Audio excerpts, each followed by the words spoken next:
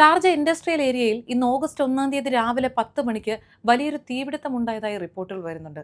ആളപായമോ മറ്റ് വലിയ പ്രശ്നങ്ങളോ ഒന്നും ഇല്ല എന്നാണ് ഇതുവരെ അറിയാൻ കഴിയുന്നത്. സിവിൽ ഡിഫൻസും പോലീസും സംഭവ സ്ഥലത്തെത്തി സ്ഥിതിഗതികളൊക്കെ നിരീക്ഷിക്കുകയും എല്ലാം നിയന്ത്രണ വിധേയമാക്കിയെന്നുമാണ് അറിയാൻ കഴിയുന്നത്.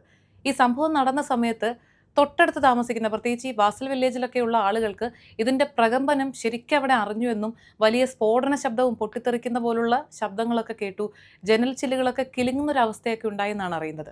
സംഭവത്തെക്കുറിച്ചുള്ള കൂടുതൽ വിവരങ്ങൾ ലഭ്യമായിട്ടില്ല. ദുബായ് അലൈൻ റോഡിലെ ഗതാഗതക്കുരുക്കിൽ ഗണ്യമായൊരു കുറവുണ്ടാക്കുന്നതിനായി പുതിയൊരു എക്സിറ്റ് കൂടി ഈ മാസം ഓപ്പൺ ചെയ്യുമെന്ന് RTA അറിയിച്ചിരിക്കുകയാണ്. ഫിനാൻഷ്യൽ സെന്റർ സ്ട്രീറ്റിൽ നിന്ന് റാസൽഖോർ റോഡിലേക്കുള്ള കളക്ടേഴ്സ് റോഡിലാണ് പുതിയ എക്സിറ്റ് വരുന്നത്. നിലവിൽ ഫിനാൻഷ്യൽ സെന്റർ സ്ട്രീറ്റിൽ നിന്ന് റാസൽഖോർ റോഡിലേക്കുള്ള യാത്രയ്ക്കായി ഏകദേശം 13 മിനിറ്റാണ് എടുക്കുക. എന്നാൽ ഇത് 6 മിനിറ്റായി ചുരുങ്ങുമെന്നാണ് RTA പ്രതീക്ഷിക്കുന്നത്. ഇത് കൂടാതെ റാസൽഖോറിൽ നിന്ന് അൽഖൈൽ റോഡിലേക്കുള്ള എക്സിറ്റ് 25ന്റെ വീതിയും കൂട്ടുന്നുണ്ട്. അപ്പോൾ ഇതോടുകൂടി മണിക്കൂറിൽ 3000-ഓളം വാഹനങ്ങൾക്ക് ഇതുവഴി കടന്നുപോകാൻ സാധിക്കുമെന്നും കരുതുന്നു.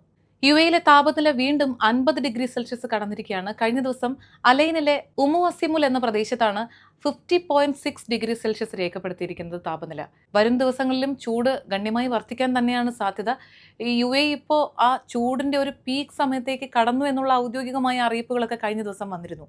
അതേസമയം തന്നെ കാലാവസ്ഥാ കേന്ദ്രം പറയുന്ന പ്രധാനപ്പെട്ട ഒരു കാര്യം, നാളെ ശനിയാഴ്ച ഓഗസ്റ്റ് 2 പലയിടങ്ങളിലും മേഘാവൃതമായൊരു കാലാവസ്ഥ ഉണ്ടായേക്കാമെന്നും ഈ സാധാരണ ഇങ്ങനത്തെ അവസ്ഥകളിലും മഴ ലഭിക്കുന്ന ചില പ്രദേശങ്ങളുണ്ടല്ലോ, അവിടെയൊക്കെ നേരിയ മഴയ്ക്ക് സാധ്യതയുണ്ടെന്നുമാണ്.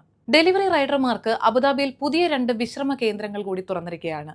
റബ്ദാൻ, ഷക്ബൂത്ത് സിറ്റി എന്നിവിടങ്ങളിലാണ് ശീതീകരിച്ച പൂർണ്ണമായും സോളാറിൽ പ്രവർത്തിക്കുന്ന എക്കോ ഫ്രണ്ട്ലി ആയ വിശ്രമ കേന്ദ്രങ്ങൾ ആരംഭിച്ചിരിക്കുന്നത്. ഇതിനകത്ത് ശീതീകരണ സൗകര്യം ഉണ്ടെന്ന് മാത്രമല്ല, തണുത്ത കുടിവെള്ളം അതിനകത്ത് ലഭ്യമായിരിക്കും. അതോടൊപ്പം തന്നെ ഇലക്ട്രിക് ഡിവൈസുകൾ ചാർജ് ചെയ്യാനുള്ള പോയിന്റുകളും നൽകുന്നുണ്ട്. ഹജ്ജ് അപേക്ഷാ തീയതി ഓഗസ്റ്റ് 7 വരെ നീട്ടിയതായി ഔദ്യോഗിക അറിയിപ്പ് വന്നിരിക്കുന്നു. ഇതുവരെ 20,978 പേരാണ് അപേക്ഷകൾ സമർപ്പിച്ചിട്ടുള്ളത്. അപേക്ഷ സമർപ്പണം പൂർത്തിയായവരുടെ അപേക്ഷകൾ പരിശോധിച്ച് കവർ നമ്പർ നൽകുന്ന ഒരു പ്രോസസ്സാണ് ഇപ്പോൾ നടന്നുകൊണ്ടിരിക്കുന്നത്.